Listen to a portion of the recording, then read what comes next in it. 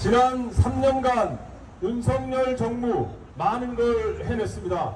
국민이 싫어하는 것만 해냈습니다. 멀쩡한 거 때려 부시는데 특화된 윤석열 정부였습니다. 사법 시스템 망가졌고 행정부 시스템 다 망가졌습니다. 멀쩡하게 가던 경제는 마이너스 거꾸로 성장하고 있습니다. 반드시 참여해서 내일은 총식에 참여해 주시기 바랍니다.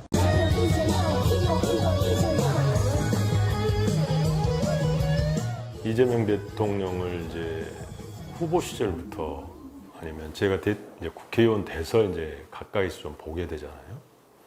많은 것을 느껴요. 근데 밖에서 우리가 봤던 이재명과 안에서 직접 보는 이재명은 많이 다르다.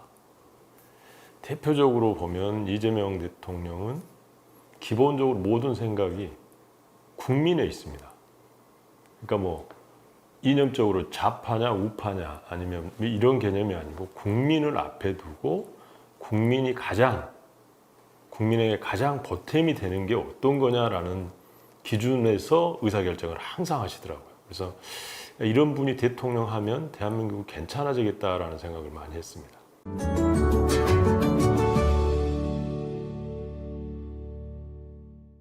국민과 함께 다 함께 잘 사는 나라?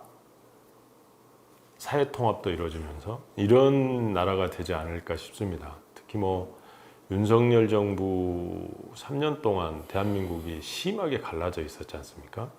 그 갈라져 있는 이유야 뭐 여러 가지 요인들이 있겠지만 가장 컸던 게 한쪽만 보고 갔다는 거죠. 윤석열 대통령이 한쪽만 보고 갔던 거를 이재명 대통령은 그렇지 않고 국민을 보고 간다는 거예요. 그러면 사회통합은 자연스럽게 이루어지고 그 사회통합이 이루어지는 기저에 깔아줄 수 있는 게 경제적인 어떤 안정적인 성장이라고 보면 그 경제적인 측면에서도 안정적 성장을 이끌어줄 그럼으로써 사회통합이 이루어지면서 대한민국이 국민들이 다 함께 잘 사는 나라가 되지 않을까 싶습니다. 예를 들면 우리 미래 성장 동력으로 내세우는 게 지금 AI 3대 강국이지 않습니까? 이거는 과거하고 비교해 보면 저는 이렇게 비교를 합니다. 우리가 산업화 과정에서 박정희 대통령 시절이죠. 박정희 대통령 시절에 우리 산업화 과정에서는 국가적인 자원이 상당히 많이 부족했습니다. 부족해서 국가가 많이 나섰는데 당시에 국가가 1번으로 해야 될 게 물류 인프라를 깔았었고 그게 이제 경부고속도로가 된 거고 그 다음에 이제 약간 그걸 토대로 해서 중화학공업을 집중적으로 육성을 했습니다. 그게 지금의 이제 산업화의 기본 토대가 됐었던 거고 두 번째로 됐던 게 이제 97년도에 보면 IMF가 터지고 그걸 극복하는 과정에서 우리 김대중 대통령이 적극적으로 폈던 게 IT 혁명이었습니다. 그때 저 아실 겁니다. 얼마나 많은 비판도 많이 있었고 뭐 초고속망 까는데 그거 버블 아니냐 아니면 그때 당시에 엄청나게 많은 스타트업들이 벤처기업들이 출발을 했습니다. 그때도 이제 나는 이제 정부에서 공적 역할을 했지만 그것이 이제 또 버블이다라는 이야기도 많이 있었지만 실제로 끝나고 보니 IT 선진국이 돼 있었고 그걸 토대로 해서 일어났던 혁신 기업들이 네이버 등 NHN 뭐 이런 기업들이지 않습니까? 그 뒤로 수십 년 동안 그런 혁신 기업들이 나오지 않았습니다. 지금 시점이 딱 그 시점인 것 같습니다.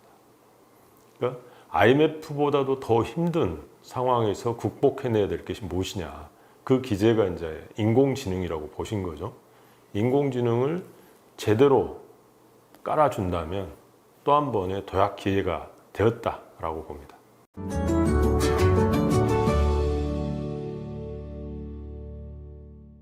이재명 대통령이 전번에 말씀을 하셨었잖아요. 그 30일 기념 기자회견에서도 말씀하셨는데 거기에서는 이제 이 부분에 굉장히 그 인상 깊게 들었는데 이제는 지방에 대한 배려가 아니다. 지방 우선 정책을 펴야 된다라는 말씀을 하셨어요. 저도 이제 계속해서 그런 생각을 가지고 계속 그런 이야기를 많이 해왔는데 지금 기재부 공무원들이나 이런 분들은 항상 지역에다 하면 그건 지역 사업이다라고 해서 상당히 무슨 많은 혜택을 안 주려고 합니다. 근데 국가 전체적으로 보면 그 거점이 그 지역일 뿐이지 국가 전체 사업인 경우가 많습니다. 특히 이 AI 같은 경우가 특히 그렇습니다. 지금 우리 AI 산업하면 인프라로 대표적으로 뽑는 게 지금 AI 데이터 센터 아니겠습니까? AI 데이터 센터는 이미 다 들으셨을 거예요. 뭐 23년 기준으로 GPU가 우리나라에 2,000장도 안 됐었다라는 이야기 할 정도로 굉장히 빈약한 거였는데 그 시작을 어디서 할 것이냐 이제 인프라나 이런 것들을. 그럼 이미 씨앗을 뿌려져 있고 그다음에 균형 발전의 토대가 될 수 있는 그런 시각에서 보면 어떤 특정 지역, 광주나 이런 데를 잡고 거기에 집중 지원을 해서 국가 전체적으로 퍼뜨려야 된다라는 생각이 듭니다. 그거는 광주 지역 사업이 아니고 국가 사업인데 광주에서 시작한다라는 측면으로 봐야 될 것 같습니다. 그래서 측면에서 보면 이재명 대통령의 기본적인 그 지방에 대한 인식, 지방 정책에 대한 인식 이런 측면에서 보면 큰 기대가 됩니다.